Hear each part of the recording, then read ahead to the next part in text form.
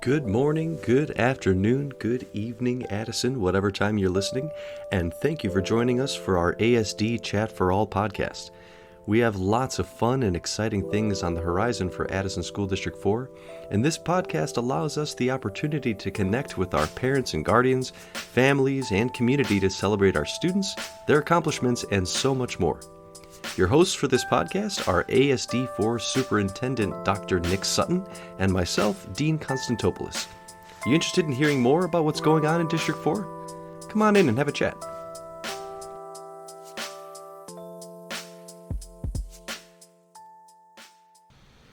Good morning, and thank you for joining us again for another episode of our ASD Chat for All podcast. My name is Dean Constantopoulos. I'll be one of your hosts, and I'm joined here with my co-host, Dr. Nick Sutton. Nick, it's the first day of school today. I know. I've got lots of steps already on the old Fitbit. I'm feeling caffeinated. Oh, yeah. And it's a good day. This is lots of smiling kids. That you can tell people are excited to be back. Oh, yeah. And, you know, just from being around at some of the schools, some of the effort that some of our schools have put into welcoming the kids back, the welcome back signs and everything, it's amazing. So it was a cool day. You can feel the vibe. Yes, absolutely. And you know what? Just to kind of go off of these good feelings, we've got a great guest with us today. Today we have our Assistant Superintendent of Teaching and Learning, Dr. Katie Peirce. How are you today? I'm good. Thank you for having me. Of course. I look forward to doing this. Yeah. Thank you for joining us. So how are you feeling on this first day of school? Oh, yeah. Good question. I feel great. It's nice, again, to see those smiling faces, helping parents. I was out in the buildings as well, directing some traffic. All of our buses were for the most part on time and running smooth. So I think as long as everybody gives grace today and everybody's here and in their seats, that's what's most important. Awesome. Yeah, you just got to roll with it. Mm-hmm. So I know what you do. I understand what you do, and I certainly see the absolute value and necessity of what you do. But for somebody out there listening and goes, what exactly does she do? She's not a teacher. She's not in those buildings. What exactly is your role, and how do you directly and indirectly impact students and families? Great question. So I feel like my most important role is to work with teachers and coordinate the teaching and learning that happens here in the district. We have a variety of tools that we use, resources, but the instruction is also a big part of it. And so some of it, it's truly the curriculum, because this job used to be called curriculum and instruction, but also the instructional part too, which takes a lot of professional development, alignment of grade levels and teams to make sure that we're providing the very best education for our students. So I would say in moving up, since this is my first year, previously being a principal, my role is to make sure that our staff have everything that they need, not only things, but also support and training to make sure that they can be the best for our students. So my impact kind of trickles downhill. As much as I loved getting out in the buildings and talking to former students from my previous schools, I see myself as making sure that I can support teachers so that they can do their very best. Very cool. Yeah, you know, and you had said previously just now that you had previously been a principal, and that was here at Indian Trail, correct? So that must make your teachers feel extra reassured, especially because you've been in that position where, like, you are that support, you are that person to reach out to. So I mean, that must be reassuring for them for you to be in that next level position that is still that support system. I tell you, I really valued that experience. Coming to the district back in 2016 and being the principal of the baby school, Wesley, was great. I enjoyed all of those 3 years getting to know the teachers and the staff, but I had an impact on that school. Yeah. And then when I moved over to Indian Trail, I called it the jumbo school, right? The impact I had was larger. I could cast my net wider, and so understanding kind of what our teaching scope and sequence looks like from the elementary to the middle school has really helped me, I think, to come into this job and make sure that I'm at least aware of all of things that are going on. I'm still learning a ton, and I consider myself a lifelong learner, so I'm excited to keep learning. But I am glad that I had that vast experience from K through 8. And I'm actually looking forward to getting to know more about the preschool and their teaching strategies goal, what they use. So I'll be meeting with Dr. Alexander to kind of beef up my knowledge on that as well.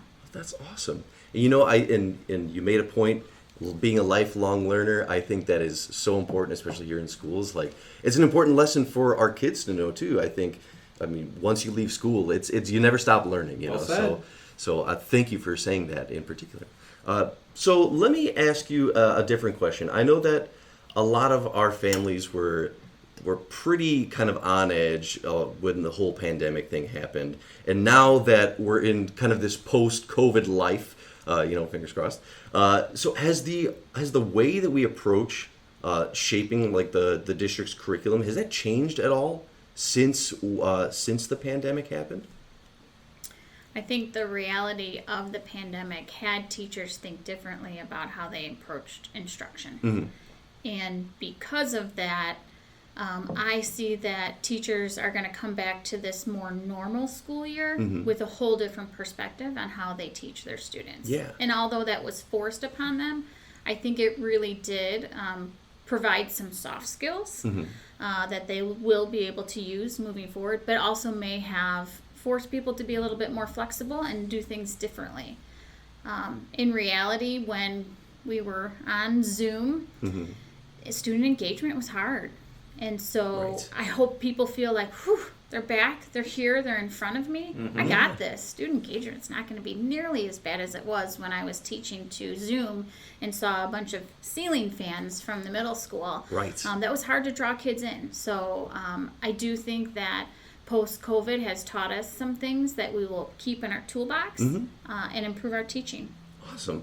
And to kind of piggyback off that a little bit, so can you tell me a little bit more about if there are any kind of in place, any sorts of efforts or kind of movements that will help bring kids back into this idea of this in-person together mindset? Because I feel that maybe there are some kids who have only known the virtual version. So is there anything that we plan on doing to kind of incorporate them into that togetherness feeling?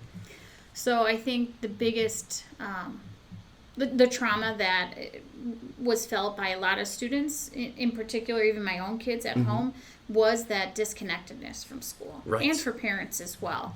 And so I know when I was walking through Indian Trail prior to their open house that they had on Monday, I was in the gym and saw all of the poster boards of all the clubs and activities and sports that we offer. That's a good point. And there were tables and tables of them. Yeah. And I think what we need to return to is that community building, and how we do that is your kid needs to get involved. And yes. in anything, there's so many things to choose from, and something for every type of learner and personality. Some are more introverted, some are more extroverted. We have drama club, we have the Brave Cast, which is much like this, where they're making commercials every week.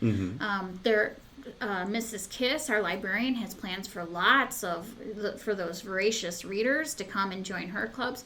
We have sports back, full swing. So there's opportunities, and that's what I think we need to make sure happen, is that those things are very much in place in addition to the teaching and learning, to make sure that everybody feels good about being here and part of a community. Awesome. We're looking forward to this past summer. We had wild reviews about our Lego camp that we were able to host at 3 buildings. However, we have those materials for all buildings K-8. And so we've nominated or kind of created Lego ambassadors in each building. And the goal is that we use those materials to have clubs, to have parent nights, to really engage students. They enjoyed it. They loved it. The teachers who taught there said, I got out of my comfort zone. I did some things I didn't expect to do. I learned from the kids. Oh, yeah. So that's what we want to do, is to build that community again, and do it through learning or sports or clubs. Well, and thank you for saying that, because I'm sure there are parents who are wondering if these things have all come back, if we're back into full swing, right? Yeah. So thank you for saying that. I'm sure there are a lot of people who are interested. That's great to know. And if anything, I guess my last question will really kind of take what you just said and extend it even further. Like, you've been in an elementary building, you've been at the junior high, now you have this. Like, you've got a lot of parents out there that are going through the start of the school year, outside of like getting the kids involved with like activities, what advice would you have if a parent really wanted to make sure that now that the school year is so much more normal, what can they do to make their kids successful? I think one, they have to get involved, and that's, cliche, right? Mm-hmm. What does that mean, parent engagement? I think attending the meet and greets and or the curriculum nights. Every school in our district has some sort of event that they've geared towards parents to get them in the buildings, to get them either meeting the teacher. I was just at preschool. They have individual appointments where kids are coming to meet their teachers. Oh, awesome. Indian Trail had the event on Monday. A lot of our elementary buildings have what we call curriculum night. You have to attend those, and there's a million things to do. I'm a parent too. I know it's easy to say I don't have time to do that, but you have to show your face. Make sure that you know who your kid walks into what classroom every day. Who are the people that are teaching your child? Form that relationship with them. There's so many ways to connect with our teachers. We use the tool Remind.